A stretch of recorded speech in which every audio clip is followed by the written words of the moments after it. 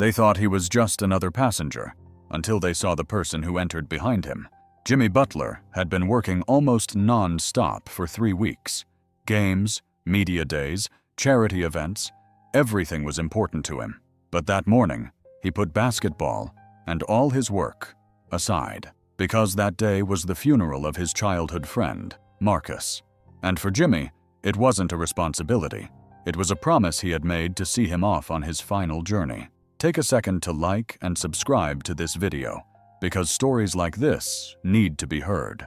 When Jimmy arrived at San Francisco International Airport at 6:30 in the morning, he looked extremely tired.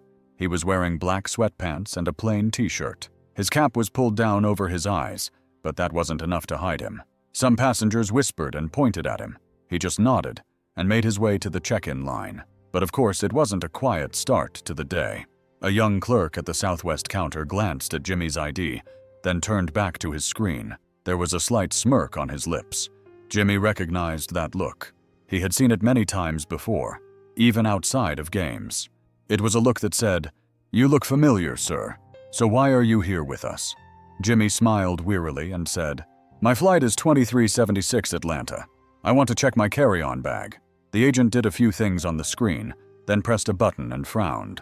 "Sir, you're not in the system." Jimmy calmly held out his phone. "Because I checked in online. Look, here's my boarding pass."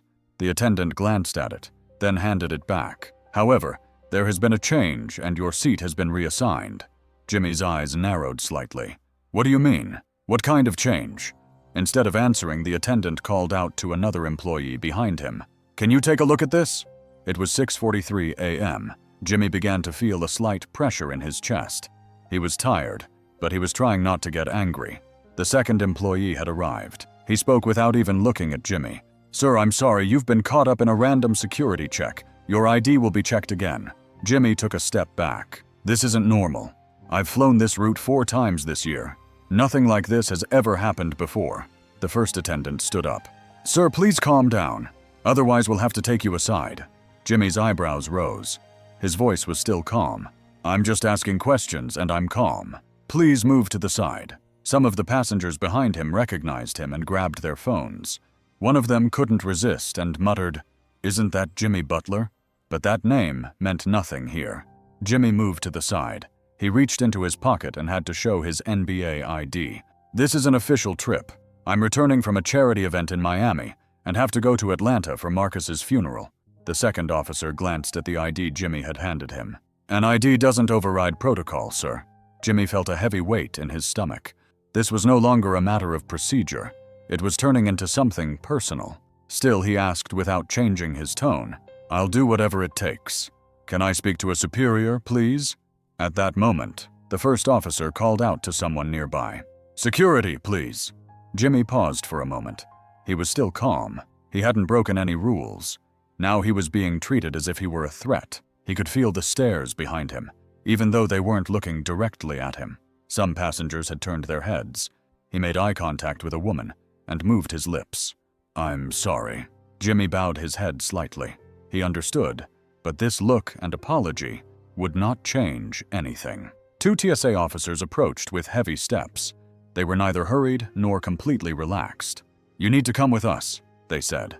"Why, Jimmy?" he asked. "Don't worry, it's just a security check. Please don't make this difficult." Jimmy handed over his boarding pass and ID once more. "Everything I have is right here. This is a real ID. Is that all this is about?" The officer repeated without even glancing at him. "Sir, please don't cause any trouble." Jimmy looked up. He glanced at the flight departure board. He still had time. The flight would depart in 10 minutes. He thought of his mother. She was waiting for him in Atlanta. He thought of Marcus's little daughter, Mia. "Is Uncle Jimmy going to give a speech?" she had asked. He took a deep breath and closed his eyes. Then he quietly began to walk behind the security guards. They entered through a side door at the edge of the area. The corridor behind the door was quiet and peaceful. Only the buzzing of fluorescent lights could be heard. The lights hanging from the ceiling cast Jimmy's shadow as he walked. He had performed in front of millions of people over the years and had been applauded hundreds of times. But here, in this narrow corridor, he was just a suspicious figure. There was a third security guard waiting for them in the middle of the path. He leaned toward the others and muttered something in a low voice. Jimmy couldn't hear him, but he could tell from their facial expressions that it wasn't a friendly conversation. Then came the expected classic phrase, "We need to search you. We also need to check your bag again." Jimmy's voice didn't even tremble. "You have no search warrant. No reason to suspect me. I just asked a question. You've already crossed the line." The guard ignored him. "Sir, you can file a complaint if you wish," he said dismissively.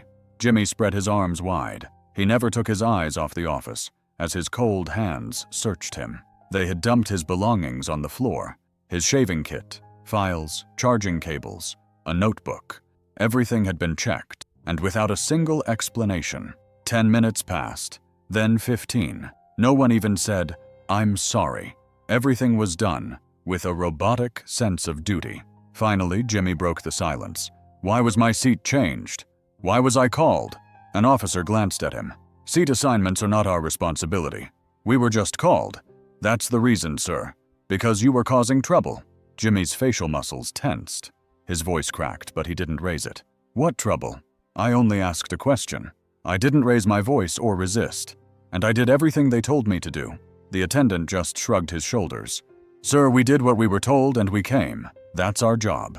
Jimmy looked at his watch. It was 7:16. The flight had already left. Missing the flight was no big deal. But being late for Marcus's funeral was a big deal. Not being able to answer Mia's question, "When is Uncle Jimmy coming?" That was what really hurt him. He sat down on a metal chair. He put his hands on his knees. His eyes were fixed on a single point, and he was very tired.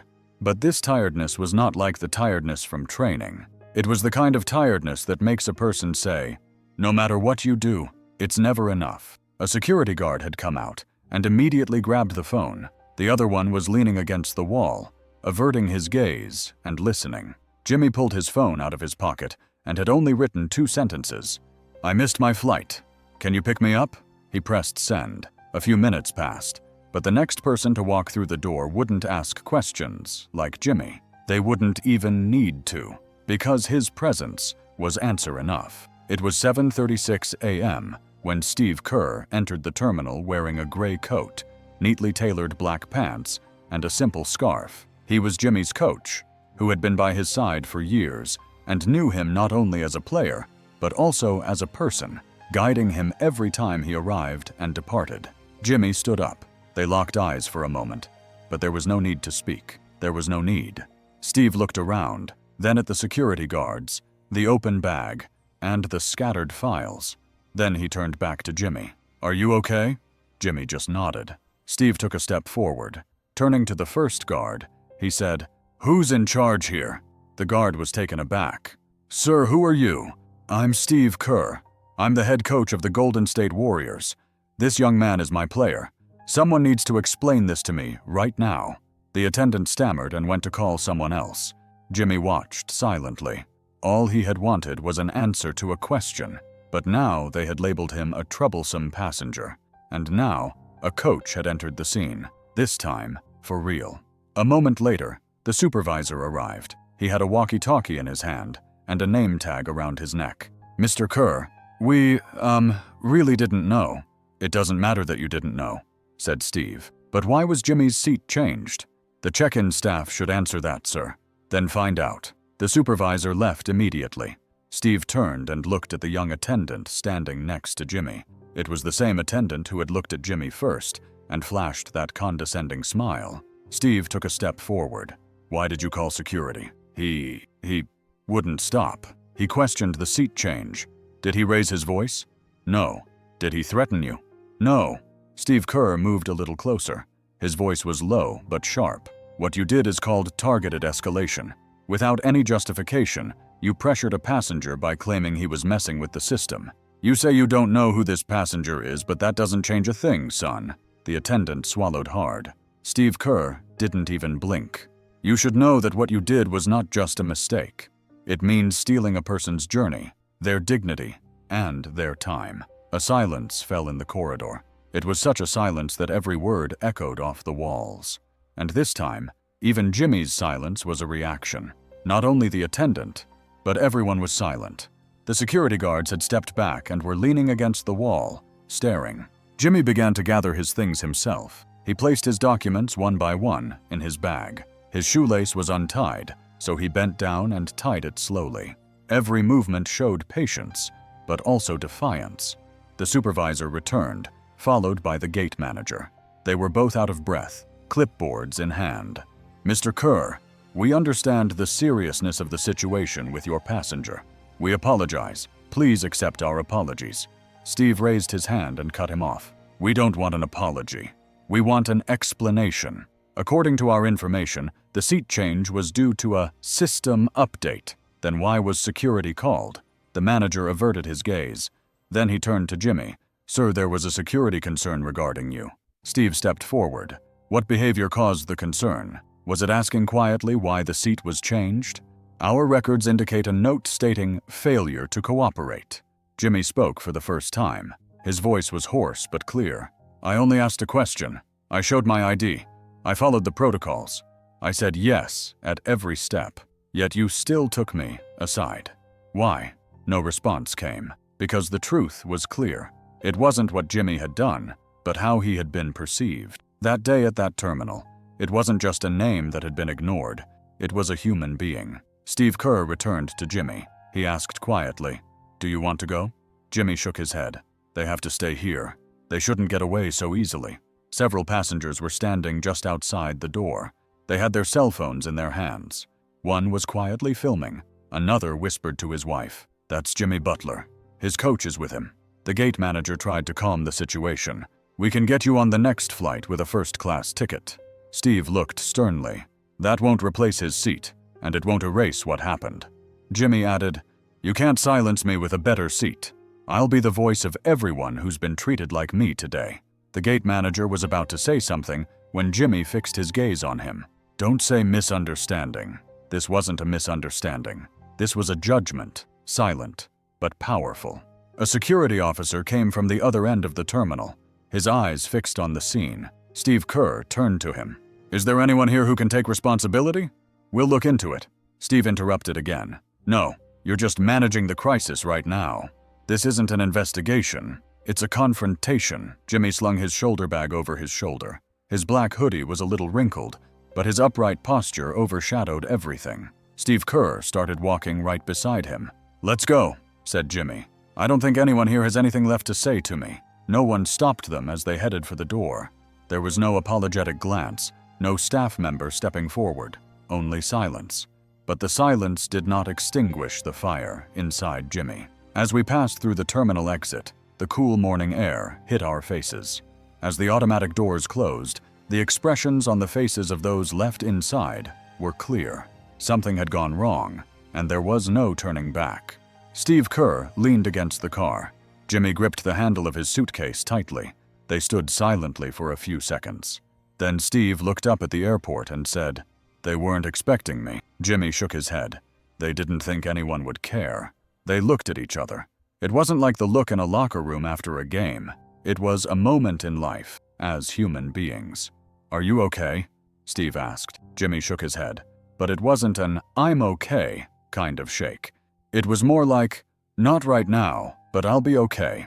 His phone vibrated again. He took it out of his pocket and looked at it. A staff member had sent him a message. "The press has heard about the incident. Do you want to make a statement?" Jimmy didn't reply. "Will you have anything to share?" Steve asked. "Not yet.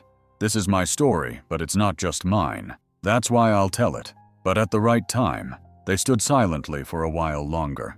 Then Jimmy got into the car. His eyes were still on the terminal door. What had happened there, at that door, was no longer just his story, but everyone's story. His phone vibrated again. This time he answered it. He had several messages waiting. They were from his team manager, the press officer, and a few journalists. But Jimmy didn't open any of them. He stretched his hand out the window and felt the cold air in his palm. At that moment, he needed space more than oxygen. He needed to think, to digest, to heal without talking. The car wasn't moving yet. Steve Kerr hadn't taken the wheel.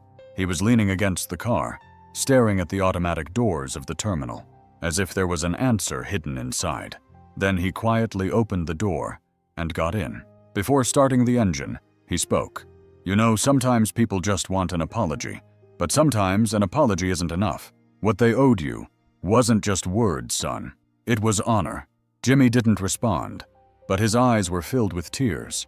They didn't fall, because this was the invisible form of silent pain. Social media was no longer silent.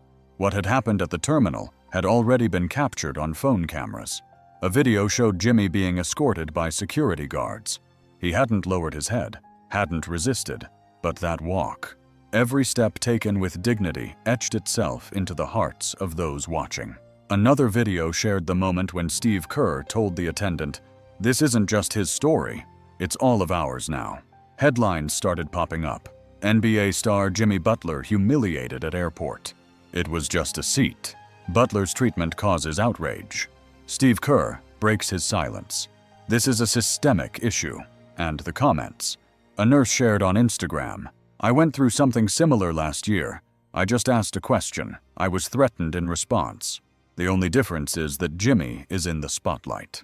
A high school teacher wrote, "This story broke my heart. Because I was also waiting at a door. My question was also considered too much." Another man, "I was trying to get to my mom's heart surgery. A security guard asked me who I was, as if it was more important than her life." What Jimmy went through became the voice of millions. Jimmy read all the comments, but only one really touched him. It was from Marcus's aunt in Atlanta. The message was short. "He's watching you, Jimmy, and he's proud." In that moment, a knot in Jimmy's chest untangled, because this wasn't just a flight. It was a promise made, a vow unkept, but still a burden carried. As Steve Kerr entered a hotel in Atlanta, Jimmy was still lost in thought. Marcus's funeral was over. His family had sent him a video. Mia had clasped her hands together and said, "Jimmy, uncle, we're praying for Jimmy." Jimmy watched the video, then turned off the screen. "I should have gone," he said in a low voice. "You couldn't go," Steve replied. "But you didn't give up." The phone didn't stop ringing all night. The next day, news sites and television programs covered the story, but Jimmy didn't accept any invitations.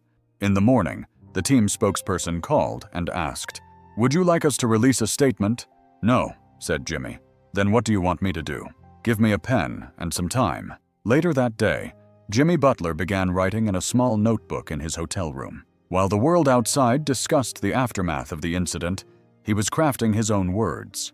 This would not be a press release. This would be the voice of a man. That night, he gave the letter he had written to the team's press. The letter was published in many newspapers shortly thereafter. It included the following lines. "This isn't just an airport. It's a system that judges people based on where they come from, how they look, or what they wear. It's the story of a man asking for a seat, only to be met with looks that felt like a threat. I'm Jimmy Butler, but this isn't about my name. It's about something everyone deserves: respect." The letter caused a huge stir. But Jimmy didn't appear on TV or give any interviews, because his concern wasn't to be seen, but to be heard, as always. The next day, one of the young players on the Golden State Warriors approached Jimmy in the locker room. He stood there with his phone in his hand. "Bro, I went through something similar, but I kept quiet. You kept quiet, but everyone heard you. Thank you." Jimmy just touched his shoulder. He remained silent, because sometimes actions speak louder than words. That week, he didn't appear on any television channels, hold any press conferences, or write long statements on social media, but people heard his silence. Because silence is the loudest voice when spoken at the right time. What happened at the San Francisco terminal had already made national headlines. It was no longer just about what happened to Jimmy Butler. It was the story of a system, a reflex, even a prejudice. And thousands of people found their own story in this incident. In the days that followed, Southwest Airlines issued a statement. It was short and distant. "We are sorry for the incident. Our protocols will be reviewed. It is our fundamental principle that every customer receives respectful service." There were no names in the statement, no real responsibility. But at that point, no one cared anymore, because the public had already made its own statement. A video went viral on TikTok. Marcus's daughter Mia looked at the camera wearing a t-shirt with the words "Never Settle" that Jimmy had given her years ago. "We are praying for Uncle Jimmy. He wasn't just a basketball player. He was always a hero to us, she said. Millions watched that moment. Comments poured in. My daughter is just like Mia. She looks up to Jimmy. This isn't a sports story. This is a human story. Your silence spoke for all of us. When Jimmy watched the video, he quietly placed his phone on the table. He sat motionless for several minutes. Then Steve Kerr entered the room, holding 2 cups of coffee. This morning, the charity in Miami called. They want us to tell your story, to give hope to young people. Shall we go? Jimmy shook his head. But let's not tell my story. Let's tell everyone's story. Because I was heard. Because I was visible. What about the others? That evening, Jimmy Butler gave a speech. It wasn't crowded. He was in a hall with a small group of mostly young people. There were only 2 cameras. But that speech reached millions the next day. I just asked a question. I didn't get an answer. I just showed my identity. But it wasn't enough. Because for some people, it's not who we are. It's how we look. The day when I looked into their eyes at the terminal and said, I belong here, they chose not to believe me. Yet all I had was not just a ticket, but a promise. I was going to bid farewell to a loss. I couldn't go, but everything I experienced became a reason to amplify someone else's voice. When the speech ended, the room was silent. This wasn't a speech that ended with the usual applause. It was a revelation that touched the silent pain inside people. A week later, Jimmy Butler was sitting on a bench at Union Station, waiting for the morning train. An 18-year-old girl sat down next to him. Her voice was quiet, her eyes misty. My name is Jayla. I'm from Kansas. I watched your video. I went through the same thing, but at that moment, I couldn't speak. You didn't say much either, but what you said a lot. Jimmy turned to her and smiled. He didn't respond. There was no need to, because some moments are not etched into memory with noise, but with presence. What happened at that terminal was not just an incident. It was a turning point, a moment when people could say, that happened to me too. And Jimmy Butler carried that moment for everyone. A journalist later wrote in a column, some fight by raising their voices. Others carry a rebellion in their silence. Jimmy Butler didn't raise his voice that day, but he showed who he was. And that reminded us all what we need to do. Not just look when we see, notice the silence.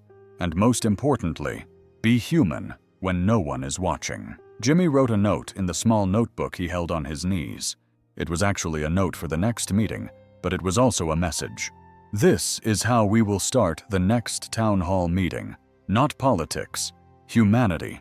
What happened at Gate C14? Because stories matter.